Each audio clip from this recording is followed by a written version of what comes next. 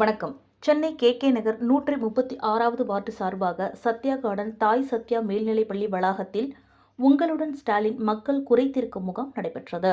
முன்னதாக இந்நிகழ்வினை விருகம்பாக்கம் சட்டமன்ற உறுப்பினர் ஏ.எம்.வி. பிரபாகர் ராஜா, மாமன்ற உறுப்பினரும் பெருநகர சென்னை மாநகராட்சி கணக்கு மற்றும் தணிக்கை குழு தலைவருமான க. தனசேகர், 136வது வார்டு மாமன்ற உறுப்பினரும் கல்விக்குழு உறுப்பினருமான செல்வி நிலவரசி துரைராஜ், திராவிட முன்னேற்றக் கழகத்தின் தலைமை பொதுக்குழு உறுப்பினர் துரைராஜ் மற்றும் 138வது மாமன்ற உறுப்பினர் கண்ணன் உள்ளிட்ட கழகத்தின் முக்கிய பொறுப்பாளர்கள், நிர்வாகிகள் கலந்து கொண்டு முகாமினை துவக்கி வைத்தனர்.